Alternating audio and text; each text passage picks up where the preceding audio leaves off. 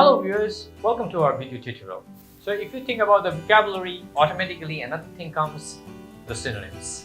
So if you know one word and if you know the similar words more, the synonyms will be really important for continuing.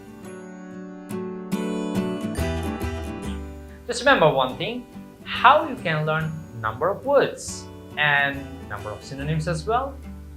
Think about the smart device.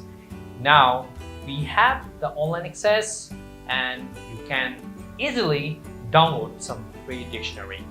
It can be Cambridge or Oxford, but remember, whatever the case, it should be English to English.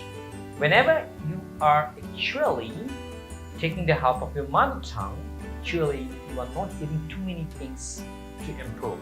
So we always recommend English to English, whether you try to check the synonyms or just the meaning. So you know how we can develop my English. First, speak or try to speak. Second, we say it. You develop your vocabulary. Third, we also thought about reading. So read, learn, speak. Inputs and outputs.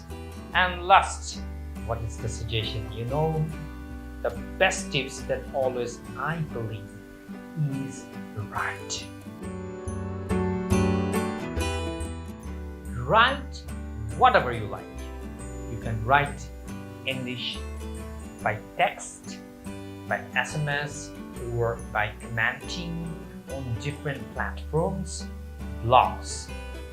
And the most common thing, you know, writing journals. Whatever you have experienced the whole day, you can write in different platforms, we tweet, and in different ways express our ideas. And in fact, you don't need to be a writer. You write for pleasure, you write for expressing your any sort of feelings. But remember, writing using the different smart devices is sometimes make you cripple. You know why? The auto correction option.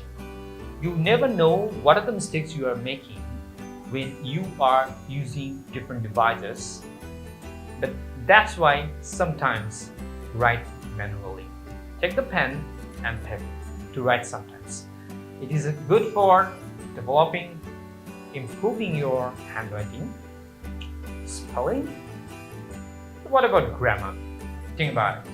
But remember, whenever we talk about developing language, don't bother about grammar much.